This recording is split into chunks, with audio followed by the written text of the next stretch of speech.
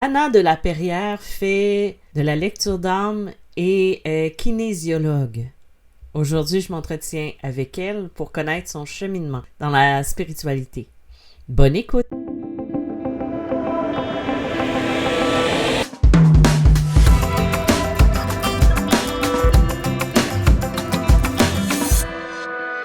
Bonjour Anna, comment vas-tu, mais vraiment pour vrai, là? Pas juste oui, ça va, là. Comment vas-tu aujourd'hui? Alors bonjour Isabelle, écoute, ça va pas mal. Oui, ça va plutôt bien, mais de vrai. De vrai. Parce que des fois, on dit je vais bien, mais finalement, c'est un peu un petit mensonge. Oui.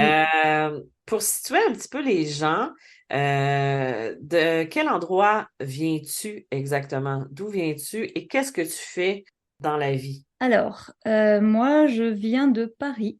Je suis française, donc de Paris.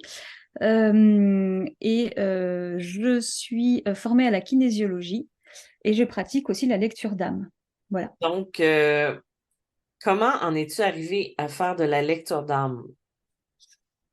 Alors, ça s'est fait très progressivement. Enfin, à partir du moment où j'ai commencé la formation de kinésiologie, j'ai suivi tout le processus kinésiologue et petit à petit, je me suis aperçue que ma pratique, elle allait un peu au-delà de la kinésiologie, à savoir que je donc, me suis aperçue que je canalisais des messages de l'âme. Et ça, je l'ai découvert en écoutant des podcasts et des YouTube de personnes qui étaient médiums et faisaient de la canalisation aussi. Et comme j'aimais beaucoup la kinésiologie, mais je me sentais pas à l'aise totalement à l'aise avec cette pratique, enfin cette façon de faire. Et du coup, j'ai compris pourquoi. Parce qu'en fait, je faisais autre chose. Et tu racontes que tu as été dans cet éveil spirituel, ben pas dans cet éveil spirituel-là, mais toi, vraiment, tu t'en allais dans la direction de kinésiologie. Et Ouais. donc, mais il y avait quand même une ouverture spirituelle de ton côté. Est-ce que Ah, depuis longtemps, oui. Et c'est quoi qui a été l'élément déclencheur dans ta vie? Est-ce que c'est parce que des fois on entend des gens que c'est depuis qu'ils sont tout petits, mais qu'ils l'ont refoulé. C'est quoi qui a été vraiment ton éveil spirituel ou l'élément déclencheur à travers ta vie pour que tu en arrives à avoir cette ouverture-là? C'est assez difficile à dire parce que, encore une fois, j'ai l'impression que tout s'est fait très progressivement. Et alors moi, j'ai toujours été une enfant un peu lunaire, on va dire. Je pense pas avoir eu, voilà, comme certaines personnes, les dons depuis l'enfance, etc. Je pense que c'est venu progressivement. Et en fait, moi, je suis musicienne déjà depuis toute petite, en fait, et de famille. Et je pense que la musique, en fait, m'a permis de justement de développer en fait toute cette sensibilité-là, qui m'a permis de travailler en fait tout ce qui est la subtilité, le subtil, les sens en fait subtils. Et en fait, pour moi, il n'y a pas eu j'ai pas le souvenir qu'il y ait eu de déclenchement à cet éveil-là. Sauf que je me souviens, enfin, j'ai toujours beaucoup écrit des journaux intimes ou enfin, des cahiers, quoi, sans parler de journal intime. Et quand j'ai relu, j'ai toujours eu ces réflexions de spiritualité, enfin, bon, c'était pas vraiment très, très spirituel comme aujourd'hui, mais c'était toujours euh, pointé vers justement ce côté toujours subtil hein, de l'univers, de tout ce qui m'entoure, avec une sensibilité qui m'était propre. Et je pense que petit à petit, je me suis un peu dirigée vers ça. Et en fait, il y a eu cette notion de travail sur soi qui est venue assez tôt, on va dire, vers 16 ans, 16, 17 ans, où j'ai commencé à beaucoup plus travailler sur moi et où j'ai rencontré une dame qui était somatothérapeute et j'ai commencé un travail énergétique avec elle pour travailler surtout des choses par rapport à la famille, par rapport à voilà, des choses personnelles. Et je pense que là aussi, ça a pas mal développé en fait tout ce travail d'éveil spirituel. Et le cheminement à travers ça, c'est que tu as eu des personnes qui ont rentré dans ta vie finalement. Et le cheminement de cet éveil-là jusqu'à avoir ce côté-là de faire des lectures d'âme, comment ça s'est manifesté dans ta vie? Donc, quand tu es arrivé à faire ce cheminement-là pour t'en aller vers la canalisation, parce que c'est une forme de canalisation que tu fais, Oui. peux-tu expliquer un petit peu comment t'en es arrivé à ressentir les messages de l'âme? C'est Ben, une bonne question, hein? c'est une bonne question et un peu difficile, encore une fois, un peu difficile à répondre pour moi parce que je pense qu'au départ, je m'en apercevais pas. Je pense qu'au départ, je savais pas que c'est ce que je faisais. Au départ, je faisais la kinésiologie avec les personnes qui étaient allongées et où je testais le bras en fait. Donc c'est propre à la kinésiologie. Et en fait, je pense que j'ai toujours eu des messages, sauf que je pense que je les écoutais pas forcément totalement, je les disais pas sur le moment. Je me fiais que au bras, au test musculaire. Et c'est alors, c'est petit à petit, je m'en suis rendu compte et justement parce que comme je travaillais sur développer les dons médiumniques et les capacités parapsychiques, je pense que c'est là où je me suis aperçue que bah où je me suis avouée peut-être plutôt que bah oui, c'est en fait, je peux dire que c'est ça que je fais. Et après, il y a aussi quelque chose qui m'a lancé aussi un peu plus, c'est que j'ai fait de la communication animale avec, donc j'ai fait des stages il y a un petit moment avec Laila Del Monte, et c'est là où je me suis dit, bah tiens, ça va me permettre de travailler mes capacités parapsychiques en communiquant avec les animaux. Et donc, du coup, voilà, j'ai fait tout ça. Et puis, c'est après, c'est plus j'ai fait et plus je me suis sentie légitime, on va dire, de me dire, bah oui, ok, c'est bien ça que j'ai fait. J'ai lu des livres aussi, dont le tien, évidemment, de celui de Catherine Solaris aussi. Et j'ai fait aussi des livres de Laila Desmonté, et puis d'autres livres sur la communication animale, et puis la médiumnité, tout ça. J'ai fait des petits exercices, enfin voilà, j'ai pratiqué au quotidien. Et puis à un moment donné, je me suis dit, bah maintenant, faut le dire, il faut le faire. Et j'ai créé en fait ma façon de pratiquer en associant la kinésiologie et la lecture d'âme. Voilà. Et quand tu t'es finalement assumé dans ce que tu es et tout ça, parce qu'on peut dire que on a besoin de s'assumer pour faire ce qu'on fait, ce que tu fais aussi. Oui. Est-ce que il y a des gens autour de toi qui l'ont bien pris, l'ont mal pris ou ils ont vu une différence? Tu sais, des fois, il y a des gens qui vont le sentir qu'on a une petite différence, qu'on est plus dans les airs que dans la terre, surtout plus avant. Ouais. Comment est-ce que ça s'est manifesté dans ta vie où les gens ils ont dit comme, je sais qu'elle était comme ça, qu'elle avait cette capacité-là, cette sensibilité-là plus?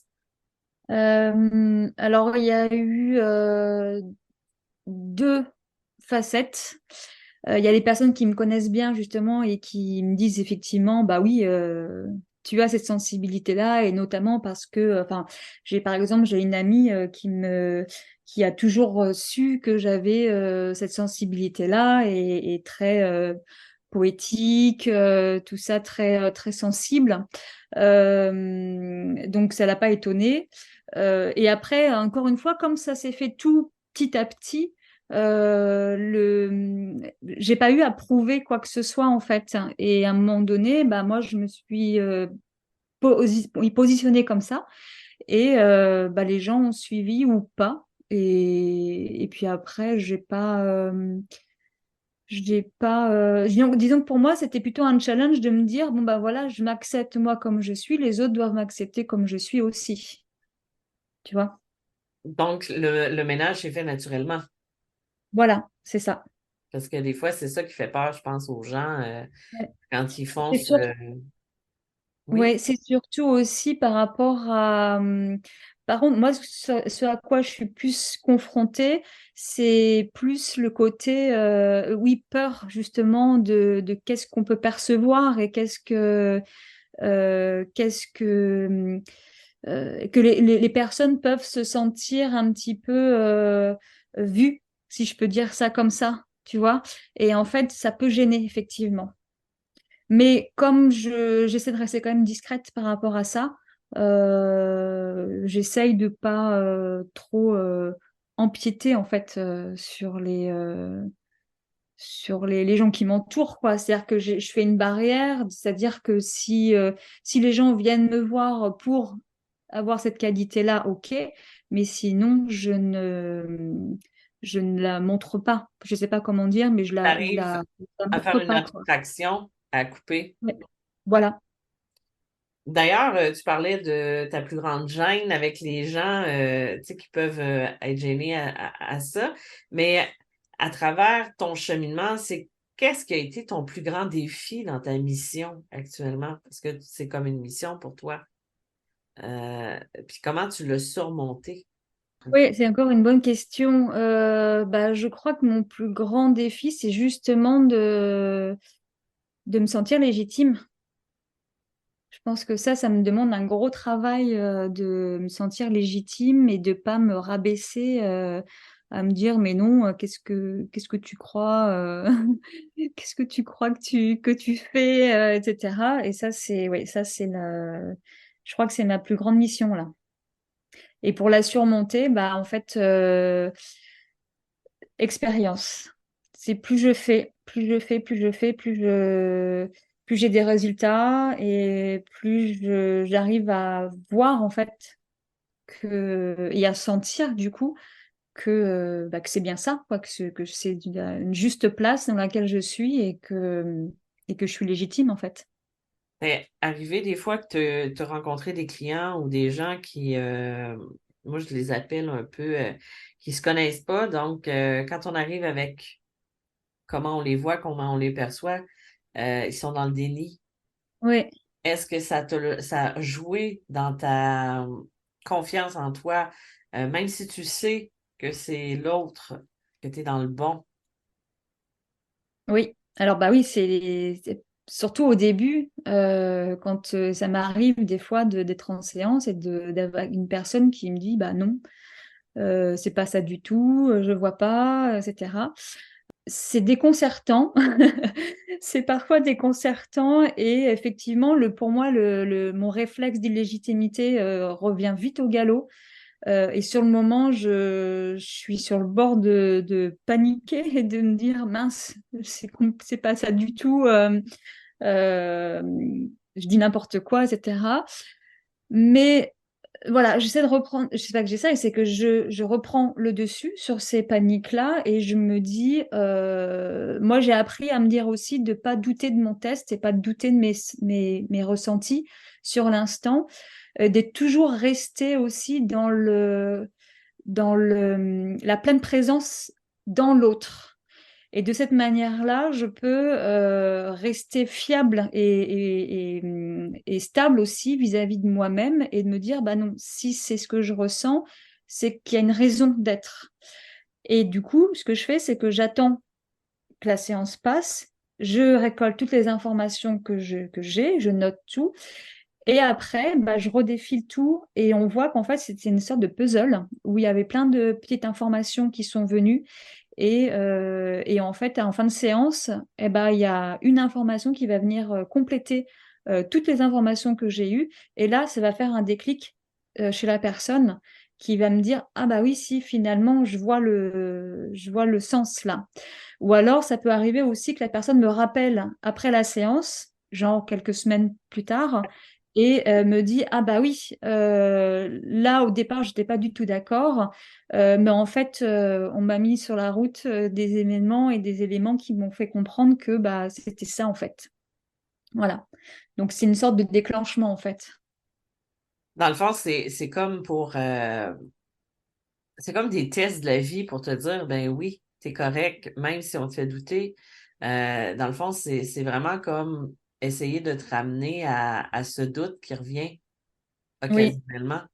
Puis te dire que ce doute-là, c'est bien de l'avoir, mais tu l'as en toi, mais il faut que tu arrêtes de douter constamment. oui. Sont plutôt drôles, nos amis en haut, des fois, de nous envoyer ce genre de test-là. Mais à travers ce que tu fais, à travers ta mission, le vois-tu comme une mission de cœur, une mission d'âme? C'est quelque chose. Comment tu le perçois, ce que tu fais au niveau de ton cœur, de ton âme? Alors moi, j'ai un peu de difficulté, enfin difficulté, c'est un grand mot, mais j'ai un peu de mal avec le terme mission, mission d'âme et mission, parce que c'est pas ce que je ressens à l'intérieur. Pour moi, notre mission, enfin ma mission, c'est oui, c'est d'être présente à la vie et puis de faire les choses qu'on est venu faire là, mais c'est pas forcément à travers le travail ou trouver sa mission de vie. C'est pas forcément le travail en lui-même ou tiens, je vais être thérapeute ou je vais être banquier ou je vais être etc. C'est plus la présence à soi et aux autres pour moi, c'est de régler aussi les difficultés, les problèmes, les blocages, les nœuds, le karma, tout ça, qui fait qu'on est là aujourd'hui. Et pour moi, c'est plutôt ça la mission. Et après, de décider sous quelle forme on va le faire, ça, c'est une autre histoire, tu vois. Moi, je j'ai pas le sentiment d'être là pour aider les autres, par exemple. Je le fais parce que ça me porte et ça me ça me remplit d'un bien-être et je sens que par ce travail-là, je peux aussi moi faire mon cheminement. Peut-être que moi, ma mission de vie, ce serait de réussir à vivre avec les gens, avec les autres. Voilà, on a tous des difficultés et peut-être que voilà, à travers une sorte de métier, on est confronté à des choses pour lesquelles on doit dépasser, des choses desquelles on doit dépasser en fait. Je sais pas si je suis très claire. Oui, je comprends absolument. Ce qui est important pour toi, c'est surtout de te réaliser dans tout ça, d'apprendre de ce que tu fais, de débloquer qu'est-ce qui bloque, parce que en tant qu'humain, on a tous des choses à travailler. Il y a personne. Non, non, je vous l'apprends, il y a personne de parfait encore. Même ceux qui vous inspirent, même les personnes qui vous inspirent, ils ont des défauts, ils ont des choses à travailler, ils ont des missions. Puis que pour chacun, l'herbe n'est pas plus verte qu'une autre Mm. personne. C'est juste Non. des fois le chemin qu'elle va prendre pour y arriver.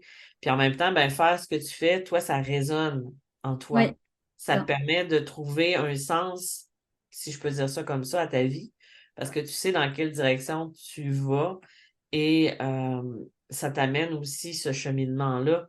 Mais comment tu continues d'apprendre et d'évoluer dans ce que tu fais, même personnellement? Là, on parle de ton travail, mais personnellement, parce que tu as abordé un petit peu le sujet de ce que c'était pour toi, ce que tu faisais, mais comment tu continues justement de faire cette évolution-là et cet apprentissage-là?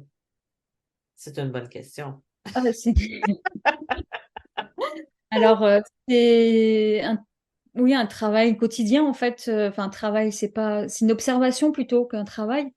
Une observation de soi, en fonction des expériences de vie qui me sont présentées aussi sur le moment, voilà, avec les conflits, toutes les choses un peu difficiles aussi, les émotions qui arrivent, les ressentis, les contacts humains, tout ça.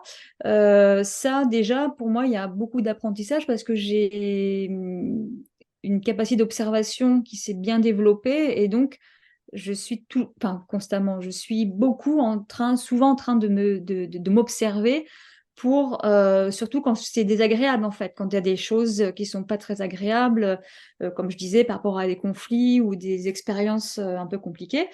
Euh, et ben, sinon, moi, je continue à me former. Donc, je vais dans des stages, faire des formations de temps en temps liées à la kinésiologie ou à la médiumnité ou des choses comme ça. Je lis énormément de livres, pareil, sur ces thèmes-là qui m'importent.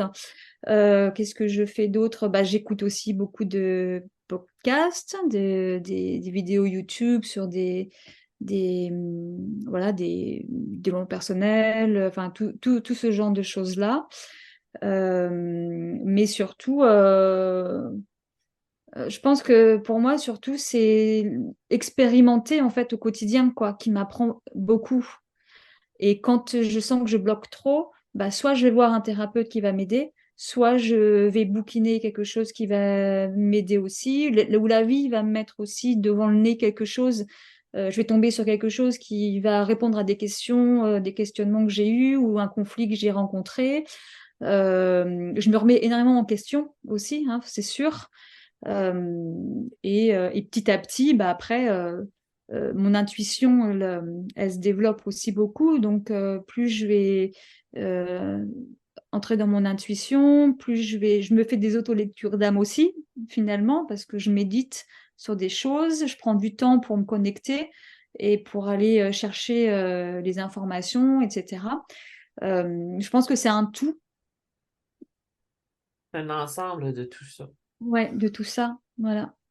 que tu fais quotidiennement.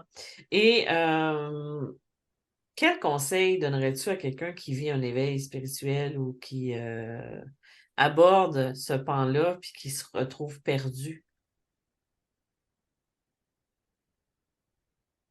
Moi, le conseil que je donnerais, c'est de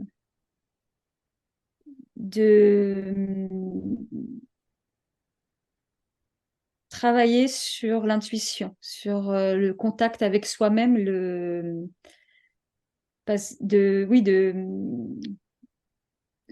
le méditer, c'est un grand mot, mais de cultiver en fait cet état intérieur où il y a l'intuition, parce que pour moi, c'est la première chose, c'est le truc le plus important pour justement savoir où on va, savoir ce qui est juste, savoir se connecter à soi pour savoir qui on est.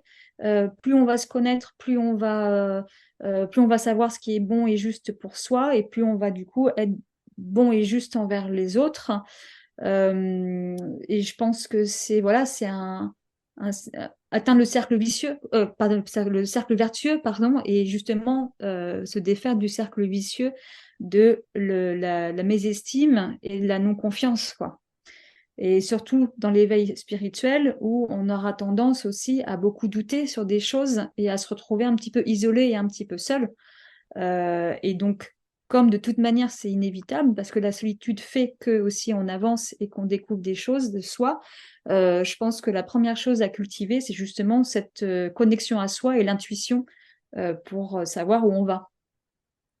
Pour évoluer, puis finalement une reconnexion à soi euh, et un travail sur soi aussi, qui est Oui, primordial. bien sûr, ouais. On s'en va vers la fin. Je voulais te demander, Anna, c'est comment les gens peuvent te trouver pour te contacter pour obtenir tes services? Alors, ben, j'ai un site internet, www.kinésiolosophie.fr. J'ai mon Instagram aussi, donc du même nom, kinésiolosophie. Donc kinésiolosophie, c'est la kinésiologie au service de la philosophie de l'âme. Donc c'était un mix des deux, hein, pour que ce soit plus facile à retenir, parce qu'on m'a souvent dit que c'était pas si, pas si facile à dire. Et voilà, donc Instagram ou site internet. On peut facilement te retrouver en tapant ton nom. Oui, sur Google aussi, enfin sur Internet. Mon nom, prénom et nom de famille ou le site internet et je vais ressortir. Est-ce qu'il y a quelque chose que tu aimerais partager avec les gens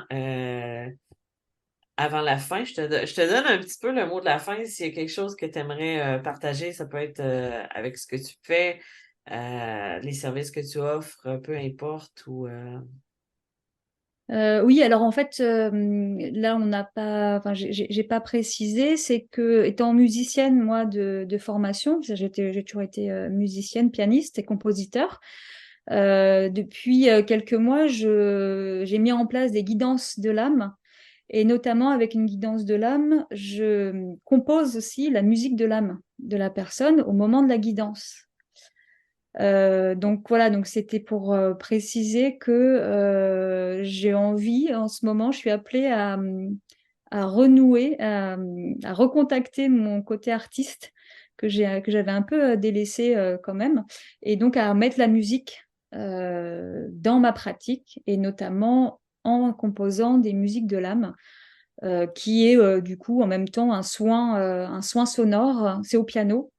Alors peut-être au chant aussi, je sais pas encore, faut voir. En fait, c'est selon l'inspiration et le message musical que l'âme me donne, selon si c'est plutôt en voix ou en instrument de musique. Donc voilà, c'était une petite On, précision là-dessus. on peut avoir ces informations-là directement sur son site Internet. Alors, pas pour les guidances de l'âme, parce que j'ai pas encore mis à jour pour la musique de l'âme, etc. Mais sur mon Instagram, oui, j'ai commencé à en parler. On peut commander aussi les guidances de l'âme via mon site Instagram, ou alors en me contactant hein, directement par message. Bon, ben, merci beaucoup pour le temps que tu m'as accordé pour le podcast. Merci à toi aussi, Isabelle, pour un propos de podcast. Ça me fait tellement plaisir. J'aime ça, échanger avec des gens dans le domaine et faire découvrir aussi de nouvelles personnes. Vous pouvez toujours aller rechercher Anna de la Perrière sur Internet ou sur son site. Merci d'avoir été à l'écoute. Vous pouvez toujours, si vous désirez me contacter, vous pouvez toujours aller sur mon site Internet www.mediummaremoi.com. Je vous dis à la semaine prochaine. Merci. Au revoir.